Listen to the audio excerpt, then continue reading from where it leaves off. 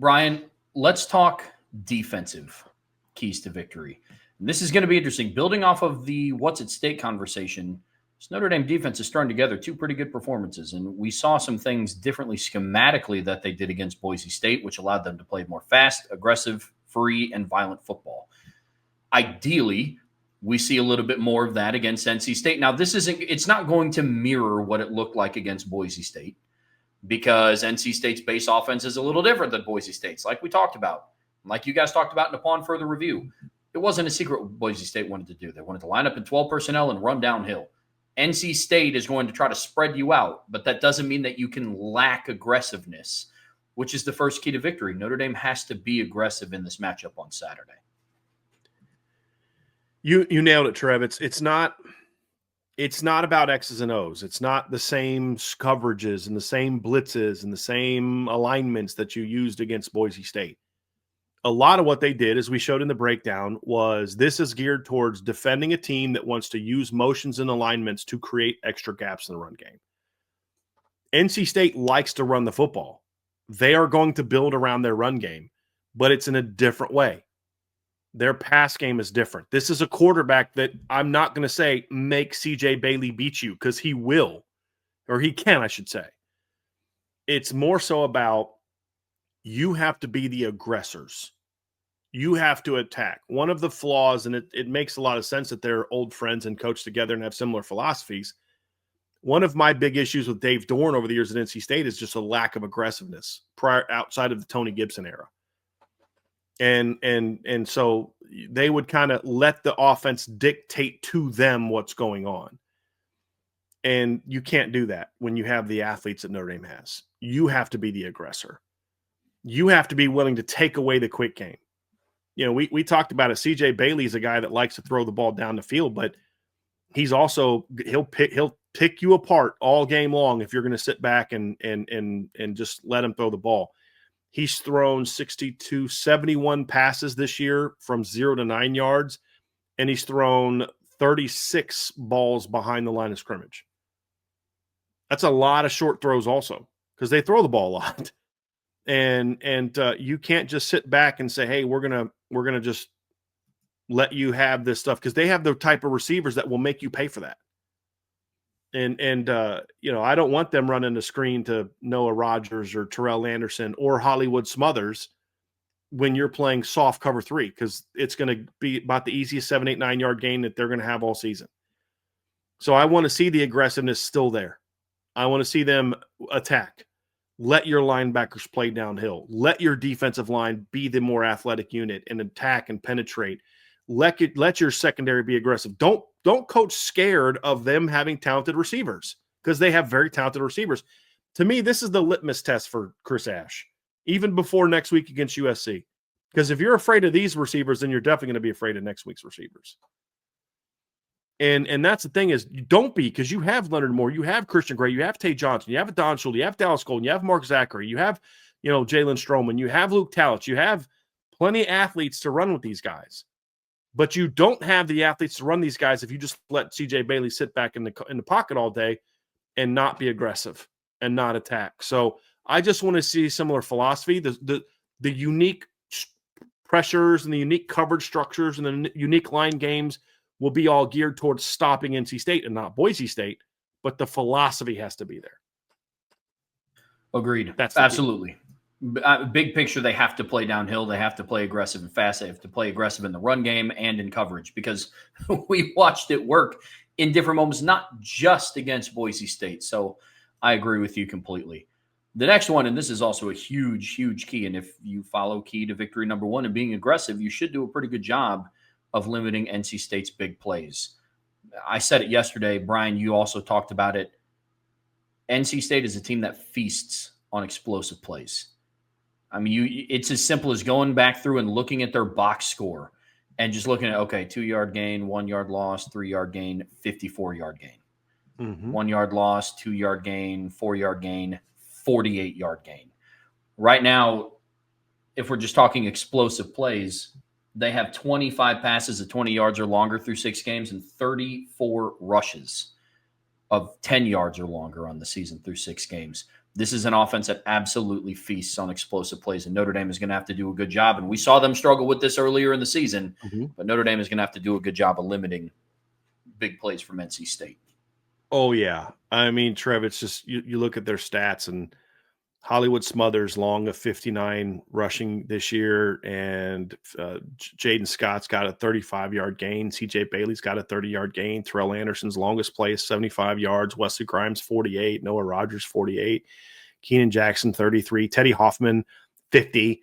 Cody Hardy, 37. That was like a wheel route touchdown. And then Hollywood Smothers has a 21-yard gain out of the backfield. As we pointed out, in 6 games, CJ Bailey's hit 13 shots, completed 13 balls past 20 yards past the line of scrimmage.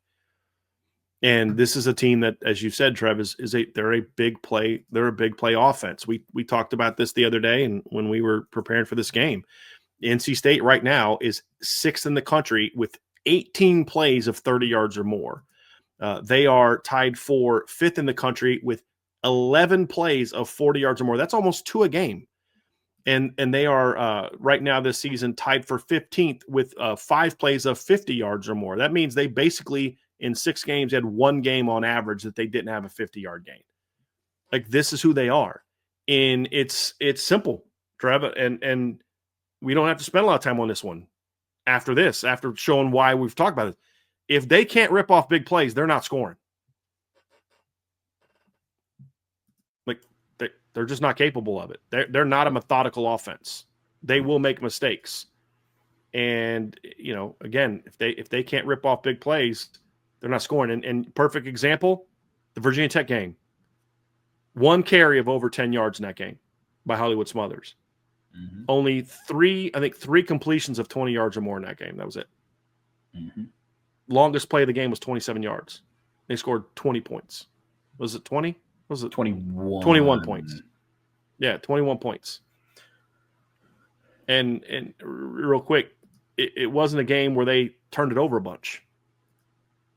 0 turnovers in that game. Scored 21 points. Why? Because Virginia Tech didn't let them hit the big plays. Flat out. I agree. And you get into the conversation of how do you limit the big plays? Well, one of the ways to do that is you make them one-dimensional. And one of the things that I really wanted to talk about in these keys was we've talked a lot about Justin Jolly and Noah Rogers and CJ Bailey as a passer, but one of the most underrated parts of their offense has been their running back, Hollywood Smothers. And he is somebody that he's averaging 6.9 yards a carry. He has 100 attempts on the season for 693 yards, 5 rushing touchdowns, I think.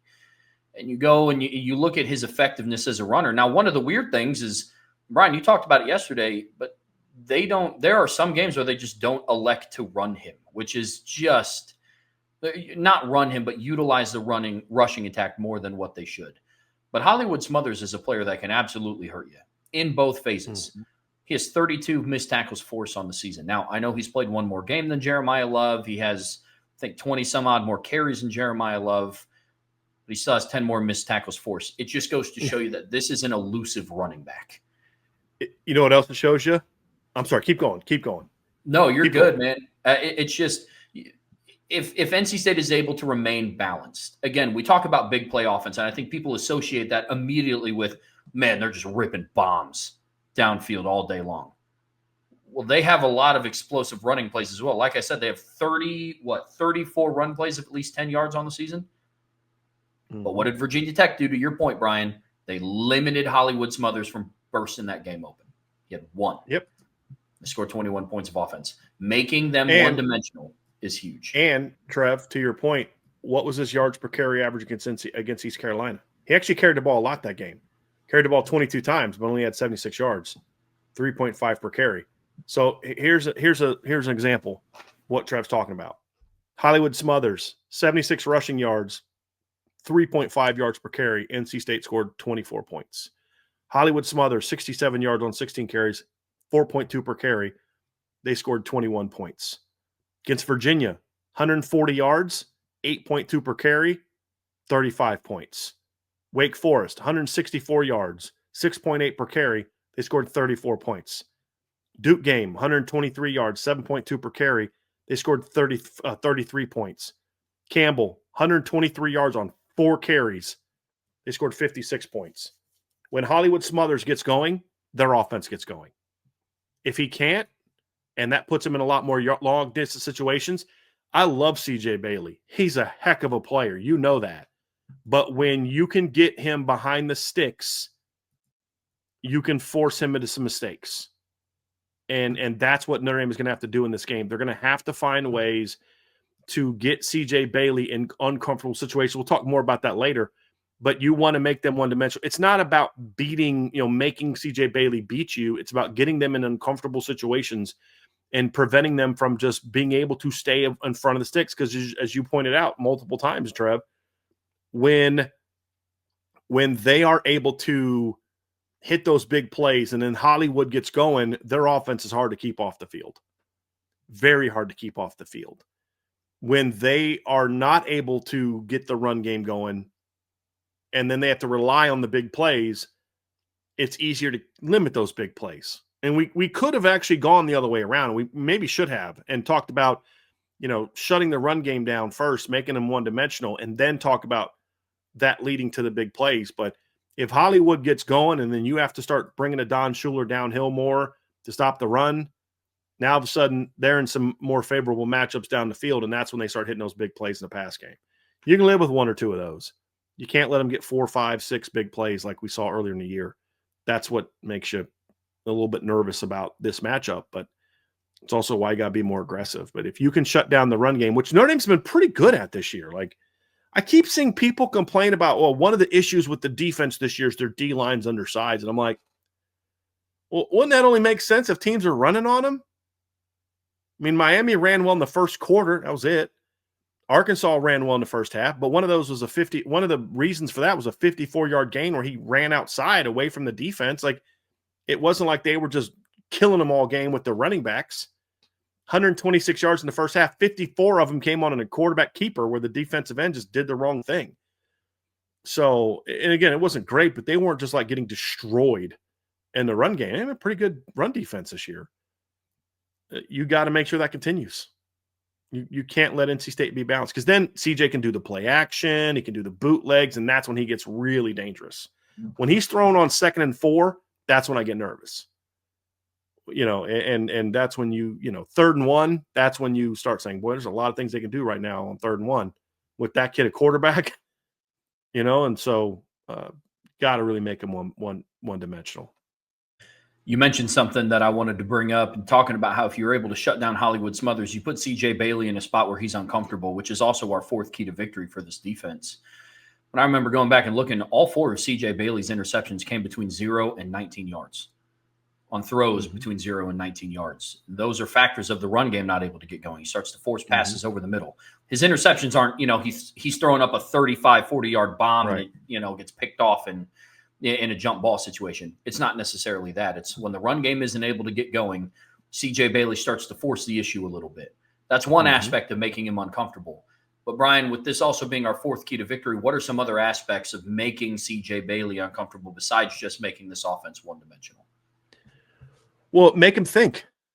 I think one of the advantages of a team that does run a lot of different coverages, if you're smart with it, is you can show one thing and do something different. This is a situation where, bring that boundary safety downhill and let him rob underneath. And then CJ's going to think he's throwing a front side dig and it's going to get stepped in front of, mixing up your pressure packages. Where's the pressure going to come from? He's still a young quarterback. He's going to make protection call mistakes. He's not going to see a guy coming off the bench. He's not going to see a Leonard Moore cornerback fire that hopefully comes off the edge and it doesn't try to bring him through the A gap against a guard. But bringing him off the blind side, where you slant across the guy's face, the tackle's face, and let Leonard come off of him. This is a game where you want to have him thinking about, oh, shoot, Kingston Viliamas is coming right at my face, or Drake Bowen's coming right up my face.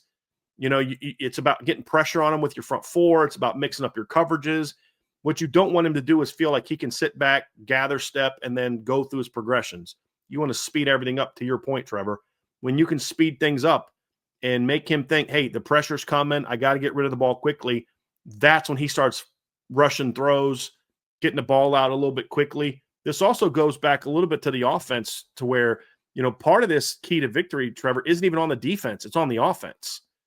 And if you're off, if CJ Bailey gets into a situation where he feels like, shoot, we got to outscore this team. We got to score every time we touch the football. That because of your offense, your Notre Dame offense is out there scoring every time they touch the football. He'll start forcing plays because he's a young quarterback, but he's very talented.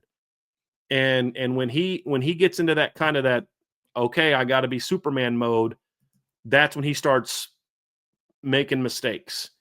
But beyond that, even more practically speaking, he's got to have uncomfortable footwork. You can't let him sit in the pocket and just because he's so long. He's got super long legs. When he drops, he gets really good depth. And he kind of sit back there. But you've got to make him feel like I got to get back to the top of that drop. And if this ball doesn't come out right away, I get nervous because the pressure's coming to me.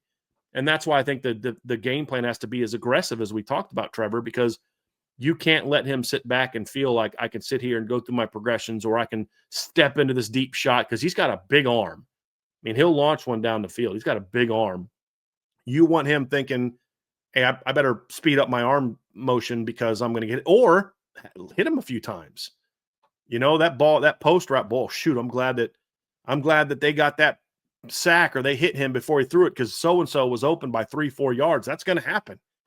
But if he doesn't have time to get there or doesn't, gets hit as he throws, and all of a sudden he's going to miss those shots. But it's like we saw last week with Maddox Madsen. Now, CJ Bailey's a much more accurate passer than Maddox Madsen. But the point is, if he's having to slide step and step away from pressure and avoid this, he will be less accurate because that makes him the same as every other quarterback that's ever played football ever. The more you get them out of their comfort zone, the less effective they are. The more you hit them, the more you make them think, I got to avoid this guy and that guy, the more chances they're going to be less accurate.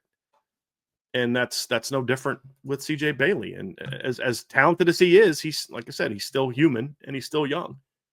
And that's something, pardon me, that they're going to have to do a good job of. Now, this doesn't mean that you blitz him all day, because if you look at PFF, he's actually thrown for 1,047.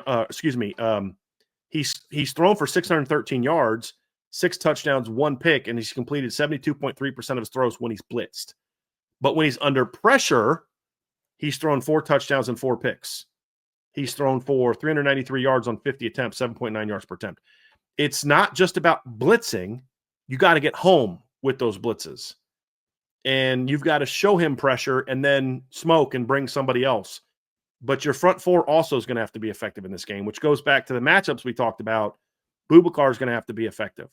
This is a game that I hope Jared Dawson is able to have an impact rushing the quarterback. Jason Onye is going to have some pressure because when you're facing a kid that's 6'6", you want to try to get as much pressure in his face as possible. So that's where the linebacker pressure's got to hit home and your D tackle's got to make an impact as well.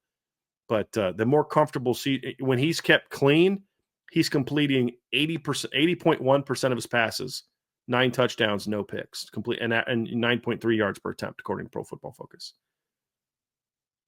That's where you want to be. Yeah, I would say so. Brian, last key to victory for this Notre Dame defense, they have to tackle well.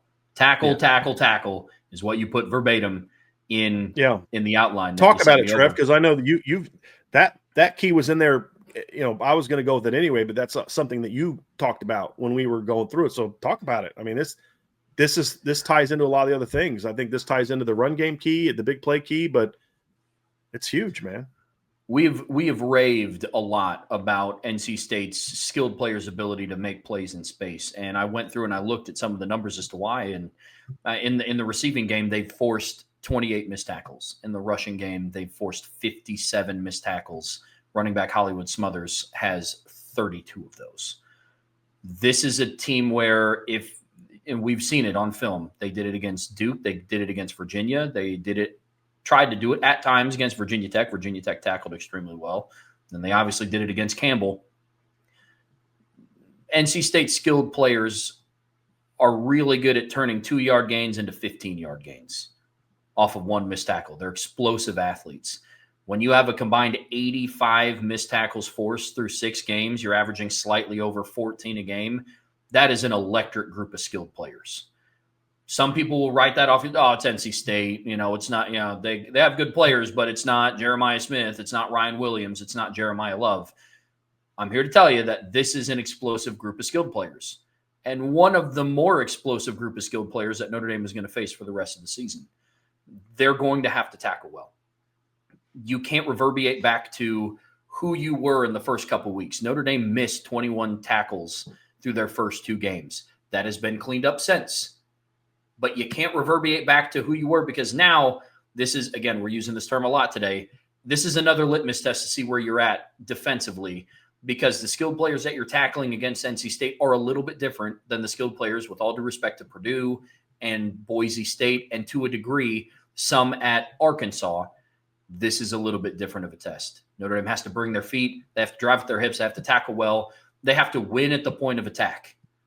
Hollywood Smothers isn't a big running back. He's like 5'11", 205 pounds, kind of your prototypical size running back for college.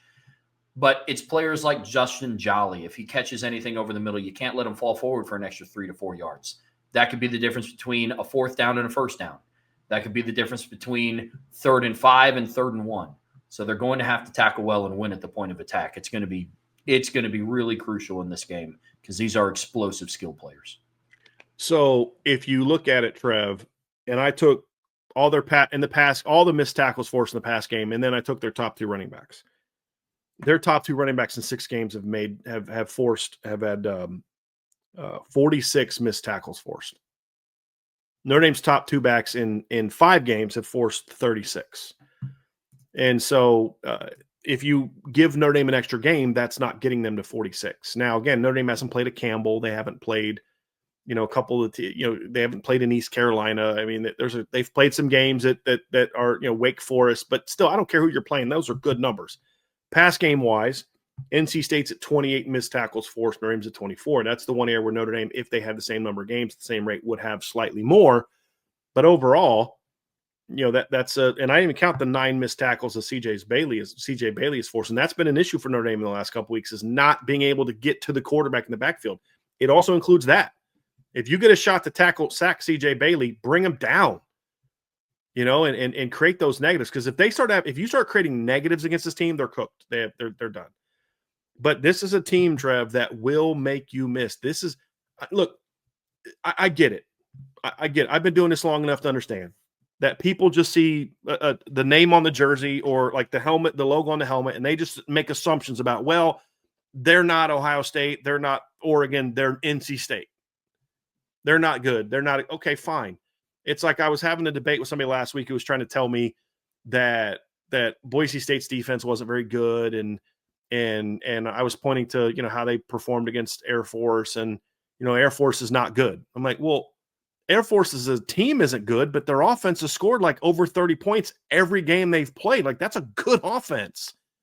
But it's Air Force, so you're just not going to win that argument. And with some people, it's the same thing with NC State. Oh, it's NC State. If those guys were that good, they'd be at Clemson or Georgia. Or not always. Go look at the NFL draft.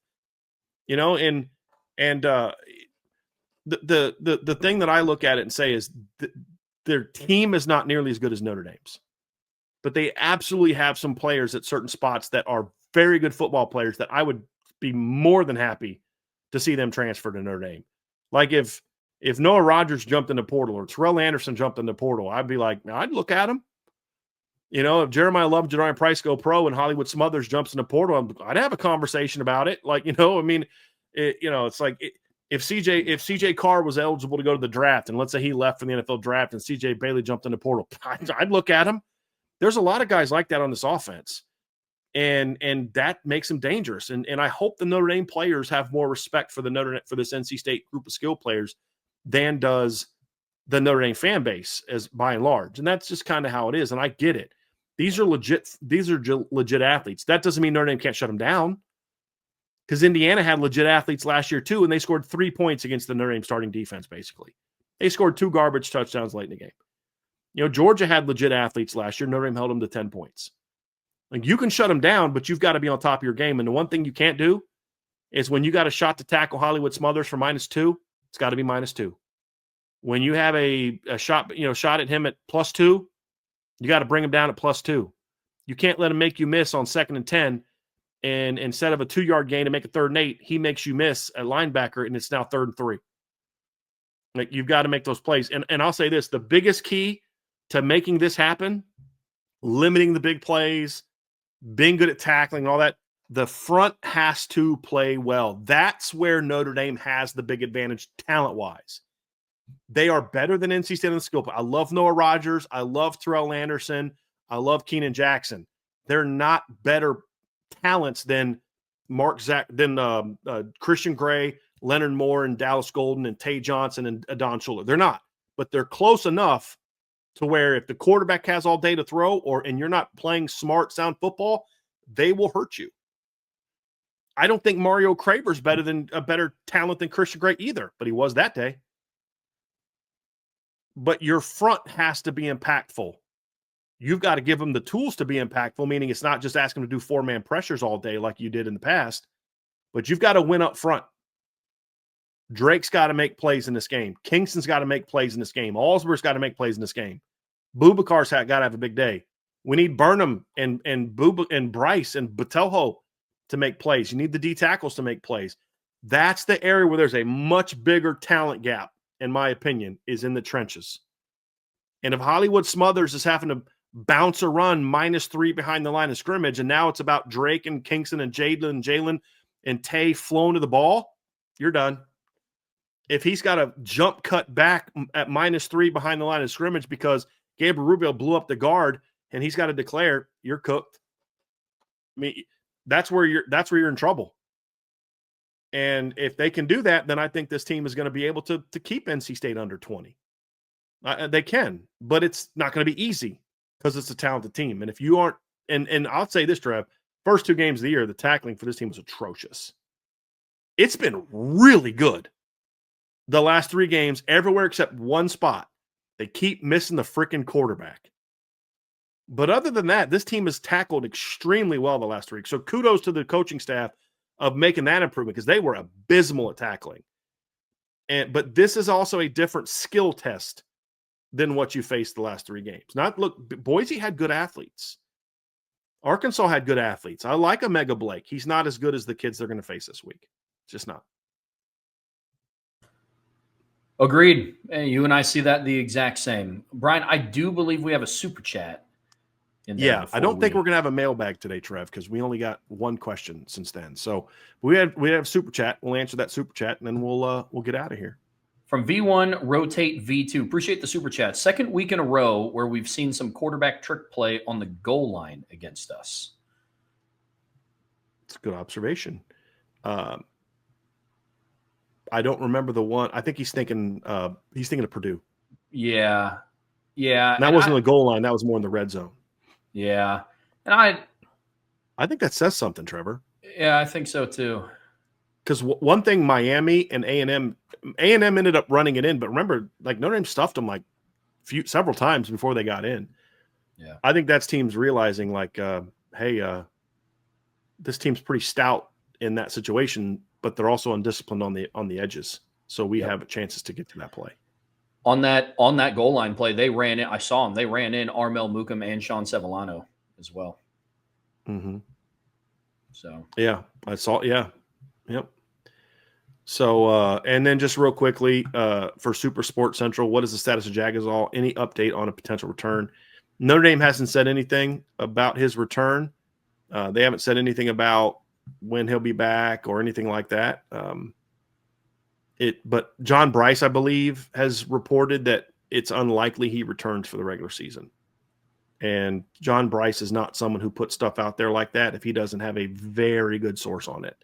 So if John Bryce put it out there, then somebody reliable. So now guys heal differently. So if Charles comes back and for the Syracuse game, it doesn't mean John Bryce was wrong. It means Charles' body healed quicker after they cleaned some things out. That's what that means. But right now, from what I think it's John Bryce is reporting, it's that he's most likely not going to be back for the regular season. And if it does, it's the last couple games. So I would not be expecting that anytime soon. From what, again, I have been told that's not my reporting, that's John's reporting. But like I said, I'm only repeating it because I trust John. And when he reports something like that, he doesn't just throw stuff up against the wall. Or I heard from someone who heard from someone who heard from someone that he's out. John's not putting that stuff out there. If he put it out there, he got it from a very good source. And so I would just kind of work with that as being the reality. But Notre Dame hasn't said anything official on it. Well, good deal. Well, folks, that's going to do it for us here today on the Irish Breakdown podcast. Now, in a couple hours here, actually in about 2 hours, I think exactly, IB Nation Sports Beat is going live, I believe, for their midweek mailbag. Brian and I will be back tomorrow. We're going over our predictions, and then we're also talking game records, and then we have a huge slate of college football this weekend to talk about. Really excited to dive fun, into man. that. It's going to be so much fun.